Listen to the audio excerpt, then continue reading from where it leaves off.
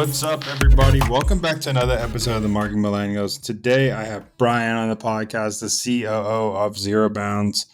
We'll get into what Zero Bounds is in a little bit. I'm sure Brian can give you the spiel better than me, but I used to use Zero Bounds when I was a young email marketer trying to make sure that my emails delivered correctly, had a good list. So excited to chat today.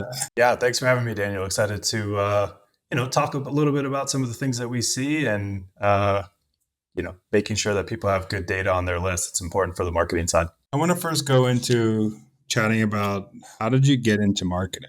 Yeah, so I originally started as more on the tech side. So my background was in software development, and I started building software for flooring retailers that were trying to get their business online. That helped spin a company into a marketing company for flooring retailers that offered website, marketing, email, all of this. So that started the shift out of tech into kind of more on the marketing and business side. And then I've got into operations at marketing and tech companies. And so that's all I've been in for the last 15, 18 years of my life, is kind of the operations and the tech companies that are helping enable marketing for small, medium, and large businesses. The tech side is going to be helpful for this conversation because lists are pretty technical sometimes, but also so important. So I'm excited to dive into this conversation about that. But I want to first go into one of the most important things I think that is understated in all marketing is like the power of a list. Why is it so important for marketers to have a high quality list? Yeah, and this is usually the toughest pill to swallow is for people. They're very focused on quantity, and I understand that, and I certainly respect it and agree. You obviously want to get as much data as you can, but quality is more important than quantity when it comes to your email database. And so making sure you're getting kind of good data, through a double opt-in might even be another way to help kind of increase the quality. But the biggest issues that we're seeing is that people are just aggregating and grabbing all this data as fast as they possibly can, thinking that there's no repercussions to using this type of data, or they're grabbing them from, the big lead providers, and they're just kind of scraping as quickly as possible and shoving it all into their email marketing campaign or their business development campaigns. And they're so excited because they just grabbed 100,000 emails of quote unquote, I'm using air quotes here, perfectly targeted, segmented group that is applicable to your business. And that is just simply not the case. This is resold data over and over, repackaged. And so the quality of the data is super important because when you do send a marketing campaign, and even transactional emails, all of this comes into play. But when you send those campaigns and the bounce rate is high, or the marking as spam, so the complaint rate or the abuse rate, depending upon the system, when that gets really high, you start to get flagged as a spammer. And basically all of the email that you're sending is going to basically get thrown into the spam folder or maybe blocked altogether. And so having high quality data is very important. And we've seen a ton of the decay of data in the last 3 or 4 years between the pandemic, jobs closing, jobs opening, new businesses opening and closing. And so people are sometimes thinking that email just always exists, and that's not necessarily the case. So B2B, the data is churning a lot. If I'm email marketer or just running a business, what are some aspects or qualities I need to look at that signify that my list is, quote, quality, not just a list? Pretty much all of the ESPs are going to suppress bounces over time. And so one of the metrics that I hear it a lot, and I want to maybe, educate the group here, but delivered rate on your ESP is potentially the worst metric I've ever seen to give you an understanding of the quality of your list. Yet people rely on it so heavily. So they'll say to me, 99.8% of my emails were delivered. And what they're not focusing on is delivered where, right? To the spam folder? All delivered means is it was flicked off the mail server towards the other recipient, but what actually happened with it? That's kind of a lot of the missing pieces. And so inbox is the key to email marketing. If you are sending mail to the inbox, that's what's super important. Having kind of that clean data and the high quality data is what's going to help build your sending reputation which is what comes with you as you send. And so whenever you send mail, all the mail servers that are receiving you, such as Gmail, Outlook, all of these different systems, they have scored you and built a reputation around your domain. And that is not something that you can bring with you. It's something that is earned as you've, based on your habits and based on the practices that you've been using. So it's just really important to make sure you're doing a lot of the proper sending and having high quality list. But how to do that is to go and kind of check your validation to see how much of your email is invalid. And so that's one way to do it. Upload the file and get a status back of 12%, 15% of my data is invalid, meaning they're not marketable contacts. So you shouldn't even be storing those, and you certainly shouldn't be sending to them. You said it earlier, which I think marketers have a little bit of a problem of this, but list size is an ego metric. It's not a great metric. Even with I send a newsletter 3 times a week, and we churn the list once a week for people who aren't active, look like they aren't even in this atmosphere anymore, because people are kind of consistently maybe changing jobs, they're disinterested in your contact. And for me, more importantly, is the quality of people opening my emails, not how many people are on my list. So I think that's so important. I know one metric you said for data hygiene is making sure your emails are valid, that they're not just unmarketable emails. What are some other things to look for to make sure your list is clean? When you run a list through a company like Zero Bounce with really detailed validation, what you'll find is you'll have kind of a few segments of data. The obvious ones to just knock them off the list is the valid, right? These are deliverable contacts. You should mail them. They're fine. The invalid, which are the mailboxes are disabled, the domains are shut down, whatever the kind of reason would be, and you don't want to send to those. So that's kind of the obvious, and that's generally 60 to 70, 80% of people's lists. That last 20% is what gets really interesting, and I'm going to share some kind of different types of emails that might be lurking in that percentage. So some of them could be spam traps. And spam traps, if anyone is acquiring data, so if you've ever purchased a company and you got data and you don't know where all that data came from, or you're purchasing any of these lists or data coming from lead providers, you might be hit with spam traps on there. And those emails are specifically set up by the mail servers to catch you because they have never been opted into anything. They don't subscribe. And how they're getting kind of added to lists is generally from a scraping mechanism where they're selling that data and then you buy the data and now it's on your list. So spam traps is going to be one. You also have on the riskier side, there's emails that are called disposable or burner emails. And it's exactly like the cell phone concept where you can go to websites and you can grab an email address that works. It can send and receive. And the whole point of it is to get past any of the gates, get past the double opt-in. And as soon as they close that browser window, that email is gone and it won't be delivered. So that will start to bounce. A lot of people are using those for anonymous reasons, which makes sense. And so that would be another good way of detection and kind of bad quality emails that might be on your list. And then the risky ones as well there's a lot of group emails. So that's another kind of concept, or role-based is what we call them. So the info the sales the support those emails, yes, while we have seen them to be the actual way people are communicating from their business, what you don't know is the behavior of those. And so a group email such as, let's say, info, that might be a forwarding email or a group email. That might go to 8 people, 8 different people, and maybe only one of them actually wanted your piece of mail. And so what can happen, and what we've seen happen, is potentially get marked as spam a lot of times on one send.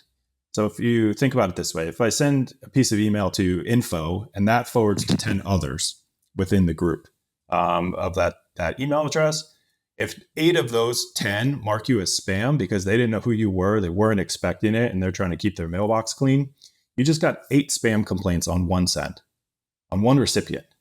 And that's going to kill you. So those have kind of negative effects to them if you're not careful.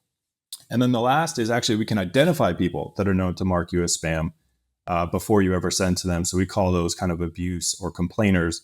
And these are people that we have data signals on that are known to mark as spam 10 or more times when they could have unsubscribed and they were double opted in. And so one of the things that we found is behavior of email is not always black and white. So how you use your email inbox is not always the same how others do. A lot of people, and AOL, we actually see a very high percentage here. A lot of people mark as spam as a way to manage their inbox on AOL. And the reason is that there's a button there that's pretty clear and people use it as always mark as read. They just mark it as spam. So what you don't realize as a sender is those are very negative signals that go back against your reputation when somebody marks you as spam. And so you don't want to send to those if they're not really explicitly asking for your content or you're sending them relevant content. All of that is very important. But there's kind of a risk factor and gray area to some emails and databases that a lot of people just aren't really thinking about. Yeah, I mean, the group email is such a great one because I think it's an easily avoided thing because you can clear those out of your list. And a lot of people don't think about it. Going back to what we said before, people care about list size more than list quality. I'm not saying all marketers do, but it's a thing.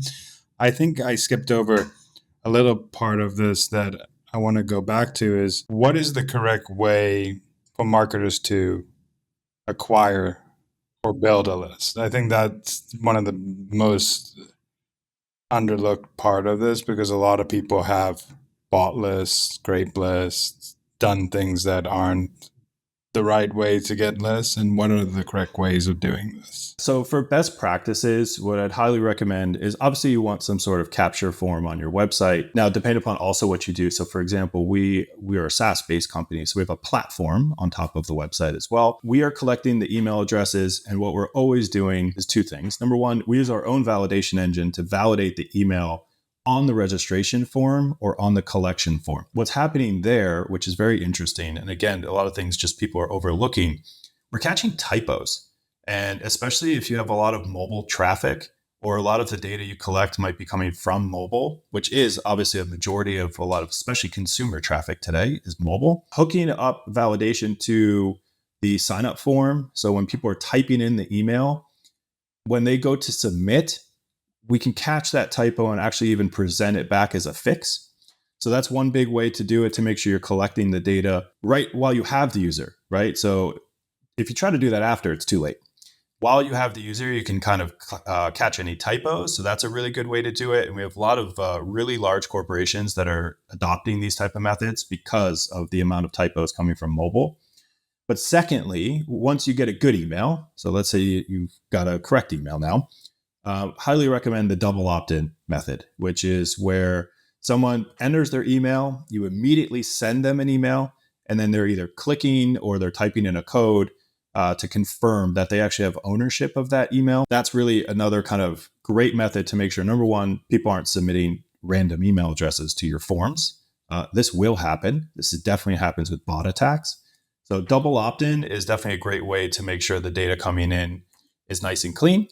And highly recommend not, or I highly discourage any purchasing kind of gray areas on acquiring the data, such as lead generation companies that are just providing lists. Those are not good ways to build your list. Those are ways to get you in a lot of deliverability problems.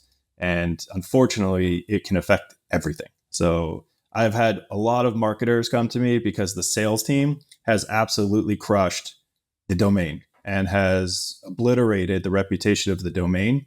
So everything ties together.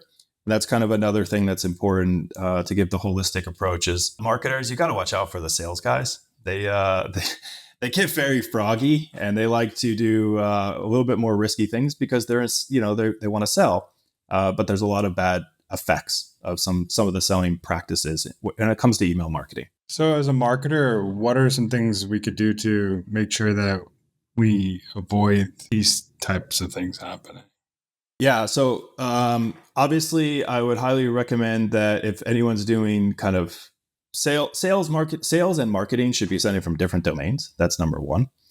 Sales should not be affecting marketing.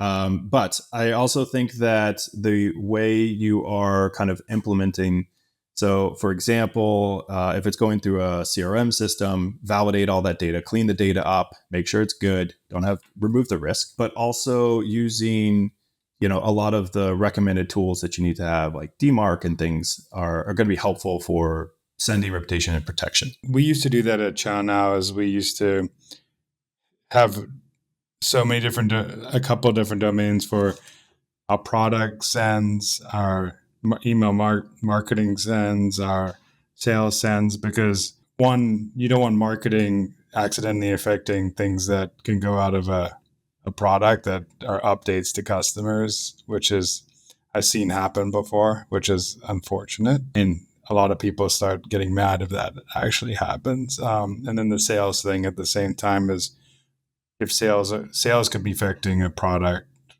emails, marketing emails. I don't think people think about multiple domains when they're building their marketing strategy. I think they think about, oh, I just need a domain because I'm a business and I need to do this. But when you're getting into high volume sends, it's so important to have those different domains to send from. One one thing I wanted to ask you as well is, what are some business effects of having good deliverability, and what are some actual business effects? I know we talked about some of them already, but so people actually know the positive and negative side of having bad email deliverability. Yeah. So, well, we can always start with the good, right? That's the easiest one to talk about. So when things are good, your engagement rates are high, your replies, your click-through rate, your conversion, whatever the goal of the campaign is, generally going to be optimized and performing at its best. But, again, just to be clear, the open rates, this is kind of a misleading signal at this point. It's really kind of that next step. So as marketers, you really want to have a thought process of what's the goal of the campaign? What's the outcome I'm trying to achieve? And focus on that metric and work backwards as far as you can. But on the bad side, most people don't understand the importance of deliverability until they have a massive problem. And so the thought process is, I don't have to think about this because I'm just hitting send. But what's actually happening if you have bad deliverability is, again, all your emails are going to spam or they're being blocked completely. And so your numbers just flatline. And what you start to see, and it's a compounding and a ripple effect. So where it might start is you sent a campaign and Proofpoint kind of flagged you. Proofpoint's a spam filter. There's hundreds of spam filters. Actually, there's probably thousands. But there's tons of mail providers, and all of them have different ways that they kind of look at you and analyze your deliverability and your reputation. But what happens is once one of them kind of starts to flag you, it's obviously on track to kind of have issues on other places and other spam filters. And so one way to actually track this, by the way, is, and we love this tool, Google Postmaster tools. So postmaster.google.com. You just add a simple DNS record to your domain and it will spit back out the reputation. Very, very, very highly recommend this. You should be paying attention. You want everything green, right? High standing reputation, spam rates are low. But the negative side is you will start to really question if email marketing is worth it. You will start to question the people. You will start to question the process, the systems. If you're not converting on email marketing the way that you think you should, or you talk to others who are converting well, that's generally a sign of deliverability issues that until you lift and pop the hood open of this and really get into it, it's really hard to actually know. So what I've seen is people get used to like, well, my click-through rate is 1.5%. That's not normal though. Like that's what you're used to, but that's not normal. And so your click rate should be higher. And so if you're unhappy with the performance of your email marketing, you more than likely have a deliverability issue or content, right? Content always comes into play. But if your content's on point and you're not getting the results you're seeing, deliverability is probably the culprit.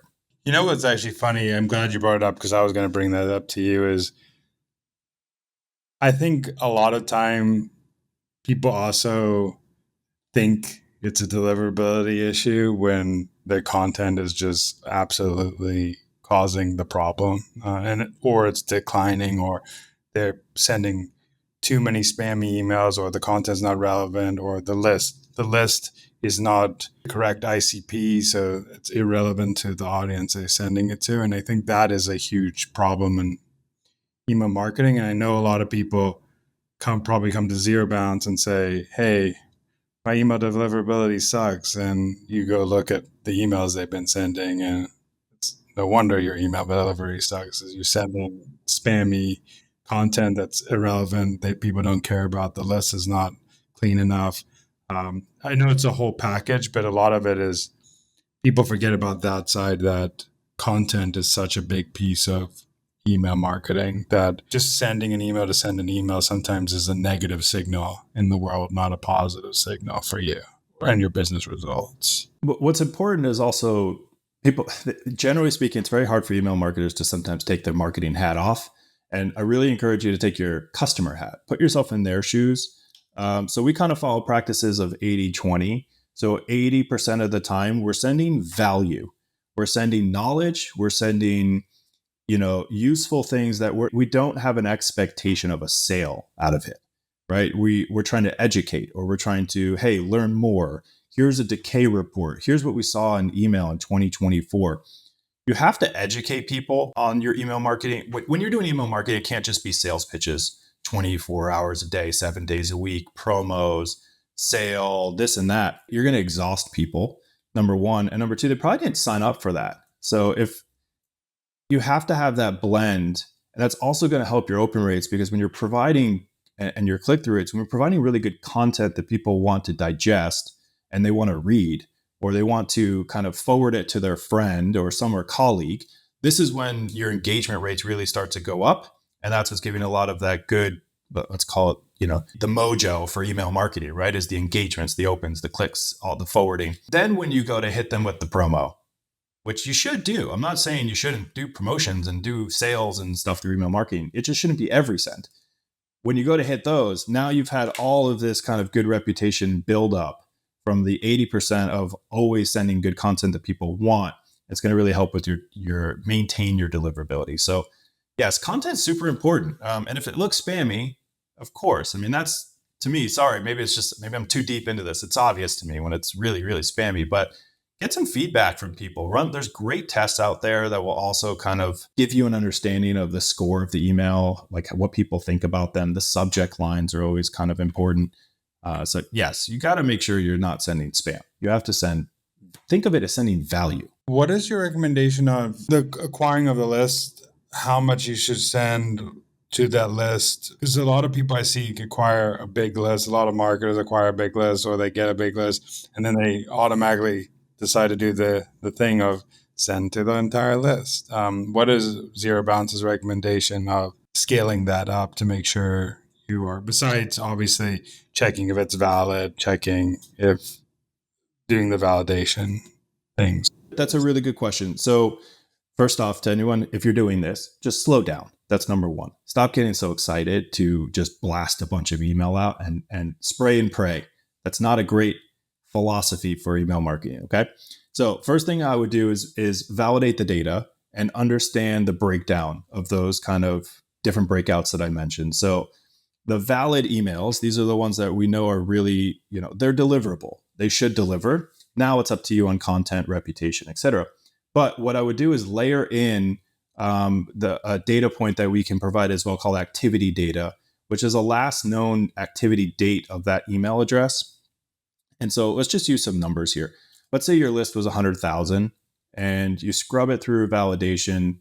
And out of that, 60% of it is considered valid data, which, by the way, is not a crazy number for anyone that's listening, thinking only 60% of that list is good. More than likely, yes, that's actually an accurate kind of assessment. So out of that out of the 100,000, 60,000 are potentially safe to send to. We would layer in another data point, which is that activity data. So a known signal on that email address of opening, clicking, forwarding, etc. So this is now going to bring it down to probably 30,000. From 60,000 to 30,000, I would segment this campaign. So the first thing I would do is take those valids plus known activity, so that 30,000 size, and I would send to that as its own campaign. See what happens. You should have a high engagement rate because these are very active emails. We know they're active and they're valid. And what you can do is then you can start to work down the rest of the list that's lower quality or more risky. And so if this is the first time you're acquiring that data, do not send to all 100,000 and pray. Send to the smaller subset that are active and known that they're good email addresses. And then you can start to work up into the riskier areas. So then I would send to just the valids with no activity data. And then I might look to see if there's any additional data points I can find on the rest. But I would already expect and have an expectation in your head to probably drop 30 to 40% of any data that you're acquiring through non-organic methods. If you're getting them from outside parties, expect 30 to 50% of that data to probably be not usable for you. Where are you predicting the email market's going to go for deliverability, for sending, for what are some email predictions you have in the future? Yeah. So just one of the things, just to back up, let's say 15 years ago, right? When I first started in kind of marketing, email has always been a thing, right? I don't remember a time where email marketing wasn't, it's the cheapest form of marketing you can do. So fast forward to, 5 years ago, I kept hearing email is dying, email is going to go away, they're going to replace it with something else. I mean, I don't know about you, Daniel, but I don't see this near in sight anywhere. I feel like we're doubling down as a world on email. It's generally speaking, the unique identifier for most companies is email address. It is the way you log in to almost every single platform, website, or system is email address. How I see it going is a little bit more on the sense of I see a lot of measures that are going to be taking place and kind of putting up the protections. It already started with Yahoo and Google on the enforcing of DMARC. So DMARC is a security product. So when I start to see a lot of security stuff go into an ecosystem, that tells me that they don't see an end of life, right? Why would you start buttoning up a product, let's say, that's at end of life? You wouldn't, right? You would be putting things on top of it that would help that and to let it keep growing, keep scaling up. So I definitely see email as a form that's actually increasing. I don't see it as certainly anything that's going down. I do see a lot more kind of anonymous approach, such as Apple with what they're doing with their ability to create on-the-fly emails that forward for the privacy side. Deliverability is going to get harder. I definitely can see that. We're already starting to see it based on our customer feedback as well. Data churn is as high as it's ever been. So people are moving companies. A lot of these kind of free email accounts, people abandon them. Not everybody, but there's a lot of, for example, I have a couple Yahoo accounts. I think I did it for a fantasy football league once, and I don't even know the username anymore of these accounts. And so the quality of that data, eventually Yahoo and all these companies, Gmail, they're purging these bad emails. So they're trying to free up their own space. So I just see things getting much tighter. And I definitely see an industry kind of side that they are putting more resources towards it. And so that shows me it's a growing industry still. And there's no sign of kind of end of life, as they used to say.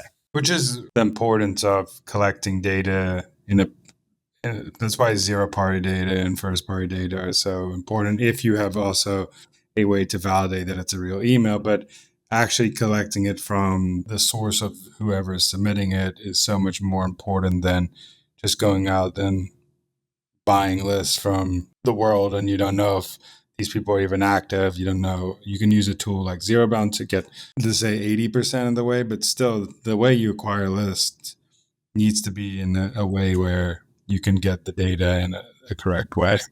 Yeah.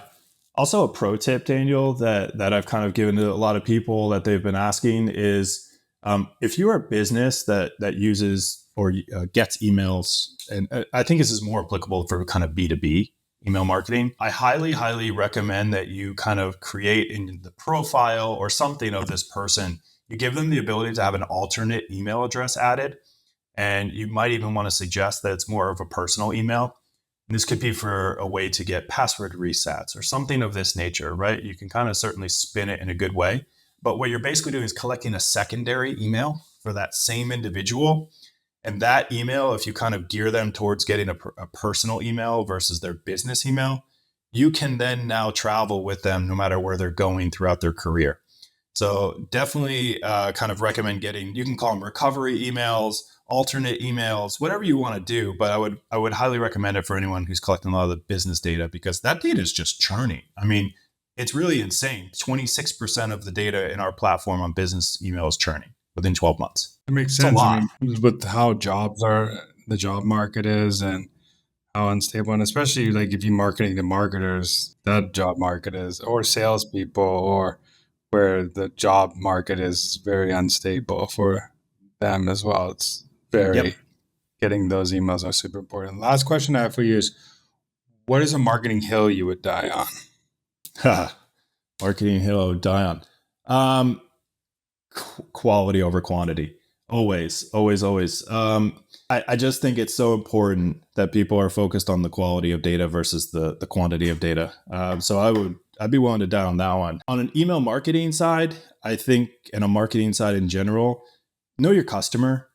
I think that's so important. And think like customers. Stop thinking like put your other hats on and target everything towards those people. I just really think that sometimes we're so focused on our goals as marketers or operators, whatever it might be, and you get lost in perception of what the receiver is getting when they're getting all of your marketing. So really focus on making them better, making them smarter, whatever it might be. And then that will turn into kind of helping you with all of your marketing. The rest of the marketing comes with it.